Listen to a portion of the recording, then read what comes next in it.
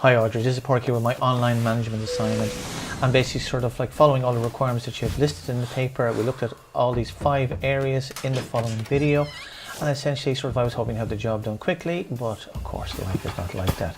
So if you remember in October 2016, using the knowledge that you gave us, we were reviewing CMSs to see like what website we could build, and I was sort of aiming at sort of bringing together as a portal all the community videos in Ireland and adding all these videos that I had done over the years for various clients to show how easy it is to build a house. This house was done in 8 weeks for 30,000.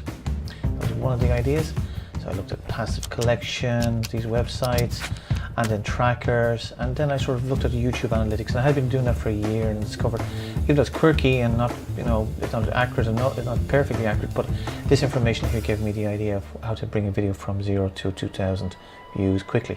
Then my mum died, and a lot more worked in with that. It just because she died, sort of I had a problem with a nursing home. But then I started looking at SEO on websites and their data analyst tools, discovered they don't use trackers really at all, only Google Analytics. They don't use keywords, and if they do, they use like 2 long sentences for keywords, not like this website who use 25 trackers and all of the social media sort of things of Facebook and Twitter and Instagram and Snapchat to get out there. So I started to feel a little bit like this lady in a film I made a short film I made in 2008, when she discovered she's pregnant and the fella in her life is not around, a bit overwhelmed, and I said, and a lot of work to do. I said, I better get back to what I know. So using the YouTube analytics, I just sort of had done research over for a year. I decided to go back to produce a YouTube channel. But the idea, based on the Weekonomics idea of the book, the Weekonomics, that I would sort of give information first before, rather than ask someone to hire me. And then Peter came up with this beautiful lecture on gamification. And I thought, this is great. Why not entertain the client first? And I discovered at the same time Alicia Gomez's website, based in Barcelona. Yeah, and basically, as you can see, it covers everything that you guys have asked us to learn over the year. You just click yes and no. Then she gives you a score at the end. And if you feel you want to contact her, give her a shout. She'll give you advice, maybe help you build up the website, etc., etc. So with video, I looked at the key players. The 2 biggest one is Videocreators. This guy started in 2013. Income is about 36,000 a year. He had nobody subscribing in 2013 to him. And now if you look at his website, Vsauce, you discover he has 650 videos done and 276,000 subscribers.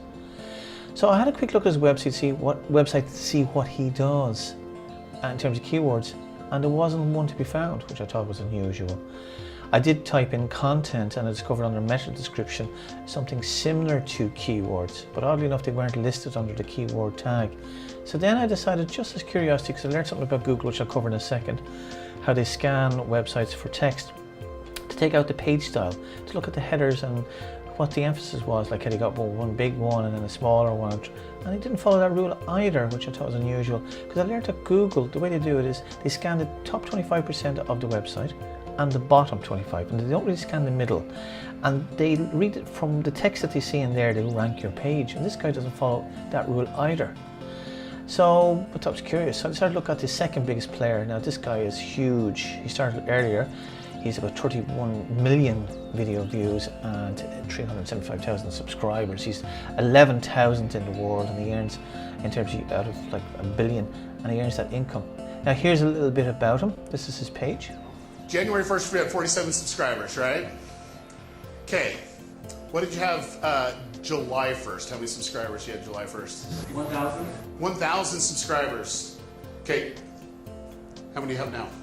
140, almost 149. 149, and you're adding about another 1,000 to 2,000 to 4,000 a day, right?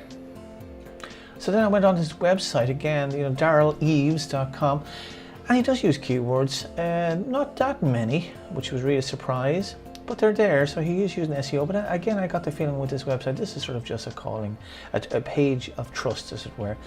And because he's got multiple businesses, such as channel evaluation for other YouTube creators.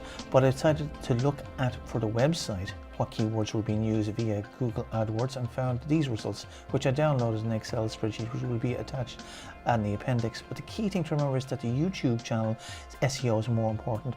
And basically, lynda.com have actually done a very good video, which I couldn't actually sort of summarize better than this. Video rankings are important. They're easier to get, and they allow you to gain great eye-catching real estate on search engine ranking pages. To rank videos, though, search engines use a slightly different set of algorithms than they do for regular search results. They have to examine the audience's interest in the video, their engagement, as well as the relevance of that video to a specific search query. There are dozens of metrics that feed into these larger categories. For example, here, the number of views on a video makes a difference. More views by unique visitors is better than fewer views. That doesn't totally make sense or explain this ranking. The number 3 result here has fewer views than the number 4 result, and they both have some version of Crazy Frog in the title, so there's got to be more to it. If you take a look here, you can see that view velocity, the number of views over time, and the rate of growth in those views can affect rankings as well.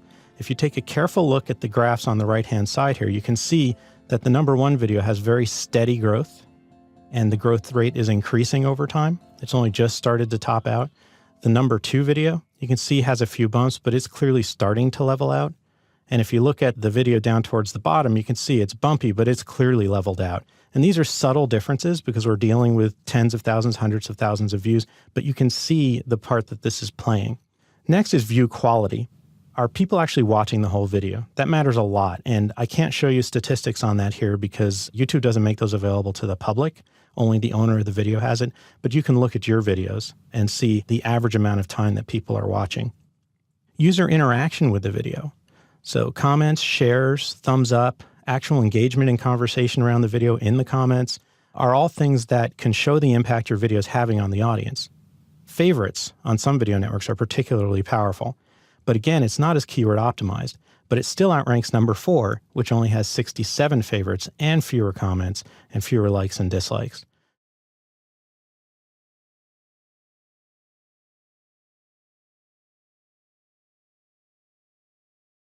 Happy birthday to you. Make a wish.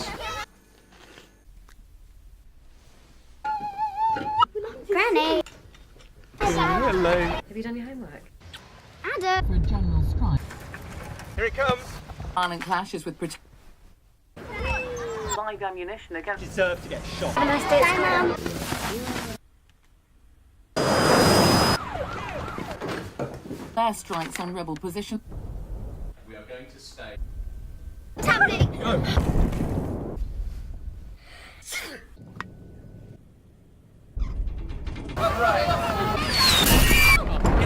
Have a fighting in Richmond. Dad, where are we? Rebel forces advance.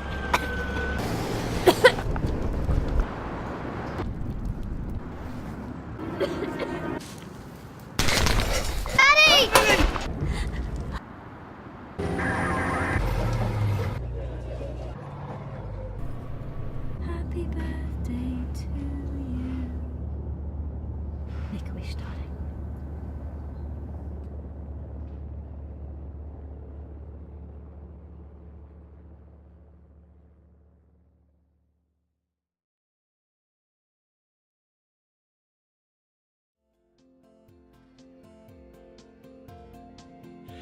That was the brilliant video done by the London creative agency Don't Panic London. Now if you go into their YouTube channel, hit on the stats, or hit there, you'll see the statistics, hit that. Then you'll see these different figures and this graph. As you can see, actually when it came out, it did reach 7 million viewers within the first 2 or 3 weeks. And that's very similar with a lot of videos, they just sort of tip along. Now as you're probably starting to appreciate, there's a huge difference I discovered between web analytics for a website and also YouTube analytics for YouTube, given there's 200 metrics, but there is a similarity, as in when you go into a Google channel and a YouTube channel, they do the same thing when you're filling in looking for what you want. Type a letter in, the first things that come up are the most popular in that given letter. So I decided to do an experiment, put in how to make a professional YouTube video and see what came up. I put an E in and I got this, how to make a professional YouTube video, took the E out, and then this happened. There's so many different tricks to cover. You could write a book about it, but the next guy coming up, he actually does a brilliant job of it. So enjoy. And you're about to learn all the secrets to getting famous here on YouTube. So come with me on a journey. But first, let me put on my glasses to give you the illusion that I'm actually smart. And let's go.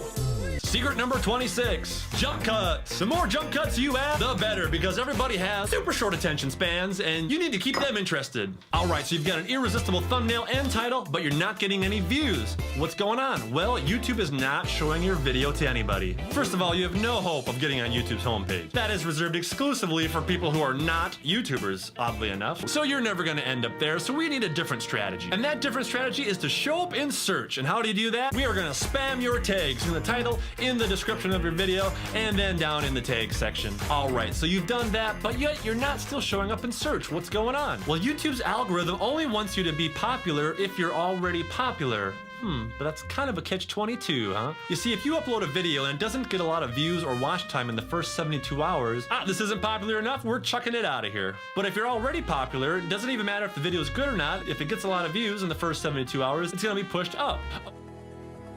Okay, as you can see, there's a lot there, a lot of information. As you can see, YouTube has a lot more complicated metrics to deal with if you want to get ranked. So I'll be concentrating more so on that than on the website, based on the fact of what I've learned here over the last year. And also, I have a website here where I put a friend's video up. And as you can see, you can actually sort of find information about who's looking and how long, and you'll see now in a second what country and for how long as well. So there's a hell of a lot of metrics in there, demographics and geographic information. Also who's watching it and where. Consoles, TVs, computers and mobile phone are the two main ones. And even, believe it or not, you can get it down to the seconds and minutes. You can see there someone looked at 10 seconds, so that's a mistake obviously. A lot of people are watching for 6 and 3, 4 minutes, so they're looking at the whole thing for whatever reason better known to themselves. So I had to move then on to getting a CMS to take care of all of these different factors that I'd learned over the year from the course and also sort of through my research that you have to take care of. There's 1,500 CMSs out there in total, believe it or not, including the 5 most popular ones, Strikingly being one of them. Very good but limited website, but I highly recommend it. Weebly, the same thing, very good website for someone starting out, but limited in its own way. And then I discovered this. His name was Robbie. He was the worst. But now I can bring my vision to life without writing a line of code. Impossible. No, Chuck, not impossible. Because Webflow. Which I really liked, I have to say. Rumor has it that this is the up-and-coming Apple of CMSs. But the only downside is that they divide everything up. But I highly recommend it, having a look at. But unwittingly, or let's say reluctantly, but I liked Squarespace. There's 41 templates. But they have their issues. They're quite similar, but they're very stylish and they get you up and running. Also, they're security conscious, which is liked by Google, and they rank them very well. Lots of very professional plugins too, but bits limited on some things. Then the next thing, of course, which I had to look at is data collection and security for anybody dealing with me. I'll only be collecting emails of people, and privacy I won't be looking for any more, or I won't be putting any trackers on. But cyberspace is now the 5th territory of warfare, according to Obama 2010. So I emailed them to find out where can I direct the consumers' information that I get, and I can choose where I want to go to. So I will be the only one having access to that. Also have to put up a cookie banner. So I looked at the policy of Squarespace, and it's pretty standard stuff basically. So I'll get people only to email me, mainly if they want to get this free. I'll be working on 3 levels, but basically I'll be providing a free PDF of top tips to make your videos even better. And the idea being that I'll provide a lot of information, and if people feel that they want to ring us for us to make the video, we'll be delighted to do so. That's the main plan. I've done a bit of research on the Irish market, and I've discovered a little niche for myself, which I'm going to explore soon. Thanks a million for watching. I hope this has been useful or helpful, and hopefully I've done the assignment as required. Thank you for watching again.